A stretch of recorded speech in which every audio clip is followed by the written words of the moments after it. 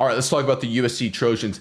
Big Ten football, guys. Turns out the USC guys in Los Angeles, they can play a massive victory, statement victory. I think it's fair to say that Lincoln Riley has propelled this Trojan squad back into the top of the conference rankings. We will get into all the details of this game and why it makes this USC squad a threat in the Big Ten and maybe come playoff time. We saw a brand new USC team last night. But first, I'm Nick, that is Andrew, and this is Saturday Morning Inspection.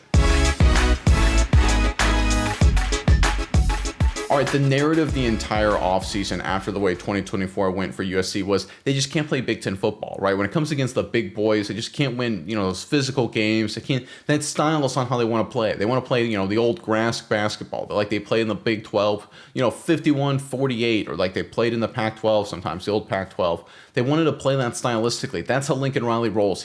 It's hard for him to win any other way. They can't physically beat up somebody, and certainly a tough physical team like Michigan. Michigan's known for being sometimes not the most athletic team, not the most high-flying team, but they hit you in the mouth. They're physical, they're tough, and they pride themselves in doing it, right? That's who they are at their core, and they've been that way for the better part of a decade now. But USC, big moment last night. They went out there and hit Michigan in the mouth. Michigan swung a few punches, but USC, they swung a few of their own, and they landed a lot more in a dominating physical victory that I think sends a powerful message to the rest of the Big Ten. Let's get into the box score. Let's look at the team stats here, and the numbers just fly off the page. So in terms of total domination, guys, this game was hilariously out of balance here. So in first downs, USC by a lot, third downs by a lot, total yardage by a lot, which includes both passing and rushing. But how about that bottom number there, rushing? 224 rushing yards to 109 from Michigan. Again, this is what Michigan prides himself on, running the football, right? Being physical, right? You may not be able to throw the football if you're Michigan. Listen, you may have some flaws generating big plays if you're Michigan, but push comes to shove, we're going to run the football right down your throat. And USC said, we're going to stop that run, and we are going to return it running the football right down your throat with guys like King Miller having really impressive games. And to be totally honest, the score should have been a lot worse than it was. The turnovers by USC going into score, I think, were the only reason it wasn't just a total rout. I mean, the Trojans were just clearly better in every facet of the game. Like it wasn't even close. But the fact that they were also more physical, right, outside of their domination on offense, defense, and special teams, that's what jumped off the page. And that's why they are now, I think, a dangerous team in the Big Ten. Because if you look across the Big Ten right now, obviously Ohio State's great. Oregon and Indiana are second and third. But who's the next guy? Who's that team that can maybe sneak in and make some noise, right? I think it's the USC Trojans. And right now, if you look at how things are going for USC, I know the loss at Illinois is tough. I get it. That's a tough situation. But in today's modern college football alignment, right, you're going to get a dud game. You may get two. But with the extended playoff, that's not the end of the world. So we look at USC, they are set up extremely well down the stretch. Now, they got some tough games, undeniably so. But the way they played stylistically last night, my goodness gracious, what a performance from USC. It really opened my eyes. I was coming into this game thinking, listen, USC can win this game if they go high flying and their defense comes away with some takeaways. It's going to be tough, dealing with Michigan in that running game and how physical Michigan is. But if they can survive that, they'll win. That was my take. Instead, at the end of the game, it was like, okay, USC didn't just survive. They physically dominated the Wolverines. They hit them in the mouth. What a job by those Trojans players and coaches across the board. Let's get into the individual stats here. Let's look at the numbers here. So Maava, you can see the numbers there, 25, 32 for 265. Very methodical, efficient, effective night, right? Not a lot of crazy highlight, didn't throw for 500 yards or anything or do anything absolutely, Caleb Williams-esque. The one takeaway, obviously is what it is. It's unfortunate, but it happens. Running game, just absolutely eviscerated them. King Miller with a monster performance. But they got other guys involved too. That's the beautiful part of it, right? They had, 74 rushing yards combined from Jordan and Jackson as well. So you look across the board, this was just a dominant performance, running the football, just physically beat up Michigan. Like it was one of those games, as the game went on, it became very, very clear that USC was sort of surprising the Wolverines. The Wolverines were sort of expecting them to be the biggest, baddest dudes on the block, and USC came and said, no, that's us. And they just backed it up in the first quarter, the second quarter, third quarter, and the fourth quarter, right? They never let up. And that's a credit to the players, of course, but a credit to the coaching as well. And you can look at the receiving, right? You look at Lemon had a good day, Lyons, McRee, Lane. Everyone had some good plays and some production there. but it was nothing, spectacular in terms of volume. And I think that's the big takeaway here. There was no crazy passing. There was no 400-yard game by the quarterback. No one receiver had 10 catches for 200 yards and 3 touchdowns and just was an unstoppable force. This was a team passing attack. And while King Miller had an awesome game running the football, this was an offensive line game as well. So this is one of those moments here where you're just like, USC was the better team. They were a more physical team. And to be clear, this is a very good Wolverine squad, right? This is a Michigan squad who only lost is going to Oklahoma when Oklahoma had a healthy quarterback, and it was just a game that went away from Michigan. Michigan's a tough, physical squad that plays good football, well coached, right? They're one of the best teams in the Big Ten, right? I think we all know that. We're not trying to discount anything from Michigan here. This is a pro USC story, right? Of how fast this season already the Trojans seem to be turning it around. Now, look, you got to stack some wins. You got to continue playing good football. But I think the reality is this Trojan squad, with what they did against Michigan, they just sent a message that they could win with smash mouth physical football. I still think they could win with Lincoln Riley's high flying spread. I still think they can play that way, and they can win that way. But I think they showed last night that they can win and play a completely different game, and that makes them a dangerous bunch the rest of the season. All right, Miles, I'm curious what your thoughts are on this game. But first, USC fans, in the comment section below, obviously great performance across the board. Give us your MVP. Give us an under-the-radar MVP, actually. Give us a guy who, didn't make all the headlines. So maybe some guy we're not talking about that you think had a monster performance. Special teams guy, defensive guy. Maybe it's a, rotational player. Whoever it may be, give us your MVP of this massive USC victory and put them in the comment section below. But Miles, let me throw it over to you now. What are your thoughts on this massive victory by USC?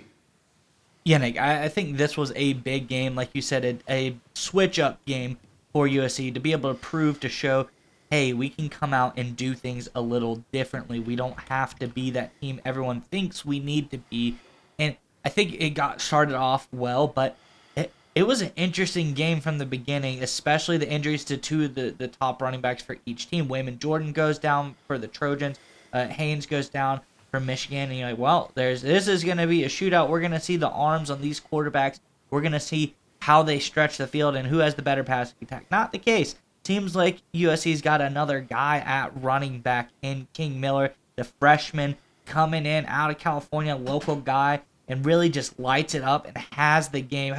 How often in the college football landscape, this is probably one of the best things that you can see is a young guy buying his time, a great recruit, just waiting, not the way that you want to go into the game, but when given the opportunity, we're not talking about Georgia Southern, we're not talking about Montana State from earlier season, against the Michigan Wolverines, one of the tougher teams in the Big Ten, to come up and say, hey, I'm going to have my breakout game, I'm going to show everyone I'm the real deal.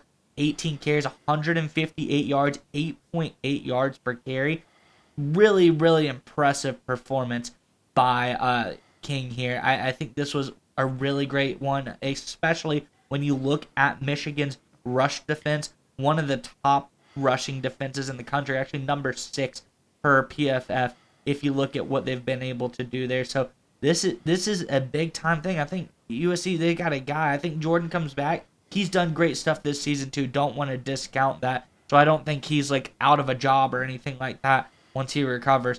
But I think they've got a guy in Miller here, and we're talking about the future and what this team can look like. Shows that, like you said, they're looking at different ways of winning games. We've seen the defense step up and do some stuff this year. We've seen the passing attack be really good. We always knew that was going to be the case. But now we see the rushing attack take over in a game against a really good rushing defense. A really, they played Michigan's game better than Michigan played Michigan's game. Michigan defense, hard running the football, wear you down. That's how they've played the last few years at Michigan, especially in the Harbaugh era.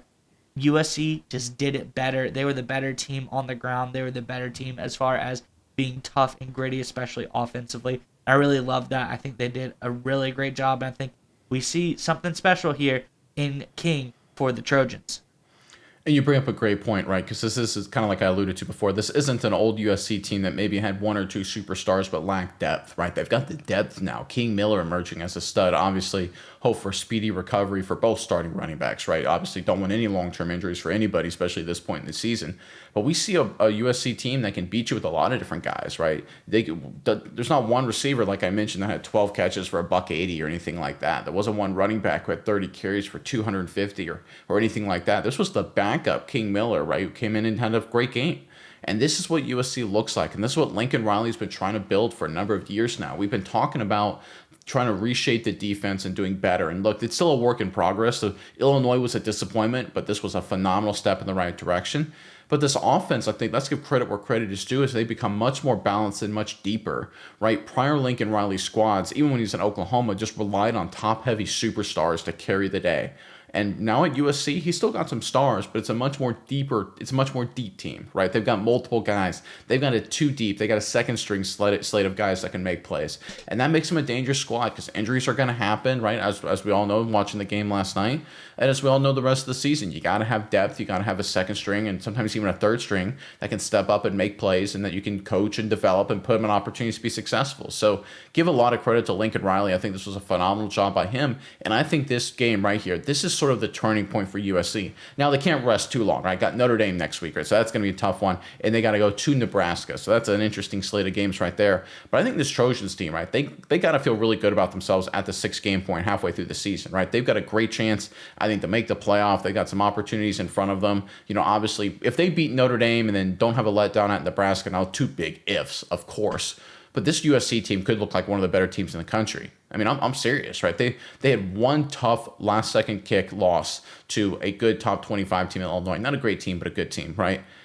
Who doesn't have a blemish, right? Ohio State, yeah, they're perfect so far, but they haven't really played anybody. You know, Indiana is Indiana. They've been playing great, but I mean, at a certain point, it's Indiana. I mean, you look at Oregon's had a blemish. You know, you look at, of course, Michigan's had a blemish. Alabama's had a blemish. Georgia's had a blemish, right? Texas, you know, go across the board here. You'll find 99 out of 100 teams in college football have a significant blemish right now. So USC, if that's their only, negative, especially down the stretch here, there are a lot worse places to be. Now they got to build on this momentum. Now they got to continue to play this style of football with their depth, with their scheme, with their physical nature. If they can do that with a true freshman quarterback next week in C.J. Carr, I think they got a great chance to come away with a massive victory and really, really get momentum going in Los Angeles.